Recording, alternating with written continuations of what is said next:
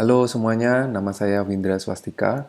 Saya seorang dosen di Teknik Informatika Universitas Macung di Malang. Ya. Nah, di bagian ini, di video ini, saya akan menjelaskan ya, membahas tentang bagaimana menggunakan fungsi VLOOKUP di Excel. Ya. Fungsi VLOOKUP itu dipakainya kapan sih gitu? Ya. Fungsi VLOOKUP itu dipakai ketika kita ingin mencari satu nilai. Ya, kita ingin mencari satu nilai berdasarkan satu kriteria tertentu. Ya, ini contoh ya. Di sini saya punya NIM, nama mahasiswa, kemudian nilai kuisnya berapa, nilai UTS ujian tengah semester berapa, nilai UAS ujian akhir semester, dan nilai akhir yang merupakan gabungan dari kuis UTS dan UAS. Nah, misalkan kita ingin mencari nilai akhir dari NIM 30201015. Ya. Berapa nilai akhirnya? Kalau datanya hanya pendek ya, ini hanya ada 26 data. Nah, itu gampang, kita nyari secara manual bisa dengan mudah, dengan cepat ditemukan. Tapi kalau misalnya datanya ada ratusan atau ribuan, kemudian kita mau mencari satu nilai tertentu, nilai akhirnya berapa, itu akan merepotkan kalau dicari manual. Ya, sehingga kita perlu menggunakan fungsi VLOOKUP. Nah, fungsi VLOOKUP ini penulisannya ya, VLOOKUP yang pertama yang mau dicari apa? Ya, yang mau dicari apa? Di sini kita mau mencari NIM ini ya, NIM yang ada di A2 ini. Nah, kemudian dicarinya di mana? Nah, kita uh, blok ya, mulai dari E, F, G, H, I, J. Nah, ini tabel utama atau data utama di mana kita mau melakukan pencarian. Jadi, dari kolom E sampai dengan kolom J. Berikutnya adalah kolom indeks. Kolom indeks itu nilai apa yang mau dikembalikan. Di kolom yang keberapa, nilai yang nanti akan dikembalikan. Nah, ini adalah kolom ke-1, kolom kedua, kolom ketiga, kolom keempat, kolom kelima, kolom keenam.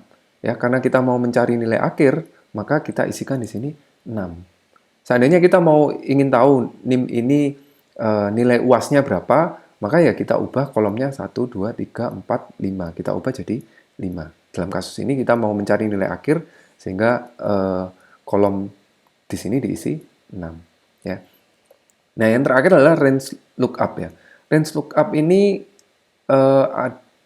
apakah kita mau mencari persis sama ya, persis sama dengan ini atau yang mendekati nilai ini gitu. Ya. Kalau ingin yang persis sama, kita isikan nilainya adalah false. Jadi seandainya dia nggak ketemu ya, nggak ada NIM 30201015, maka tidak akan ada nilai yang dihasilkan. Ya, kita coba, kita enter, hasilnya adalah 83,2 ya. NIM ini nilai akhirnya adalah 83,2 ya. Kalau misalnya kita ganti ya, misalnya kita ganti jadi 20 di sini ya. Ini maka nilai akhirnya berubah 92,9 ya. Nah, bagaimana seandainya ini maksimal 27 ya. Seandainya data itu nggak ada ya, 27 ada, 28 nggak ada. Nah, kalau 28 di sini nggak ditemukan, maka dia akan nulis nilai akhirnya adalah NA atau not available. Nggak ada, datanya nggak ketemu. Nah, supaya mengatasi hal ini ya, seandainya kita memang ingin mencari nilai yang terdekat dari 28, kita bisa mengubah di sini nilainya true. Kalau di sini diisi true, maka nilai yang paling dekat dari 28 itu yang akan dijadikan patokan. Ya. Kalau saya isi true, maka nilai yang dihasilkan, nilai akhir yang dihasilkan 97,6. Ini punyanya siapa?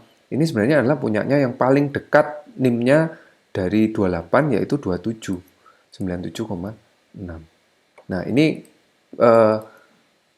berbahaya ya, kalau penggunaannya salah, nanti dikira nilainya ada ya, dikira nilainya ada padahal sebenarnya nilainya itu adalah nilai pendekatan ya. Jadi pastikan kalau kita ingin mendapatkan nilai yang benar-benar fix, benar-benar pas, di sini harus dipastikan false.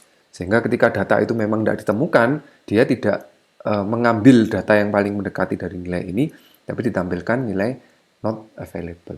Nah, seperti itu penggunaan VLOOKUP.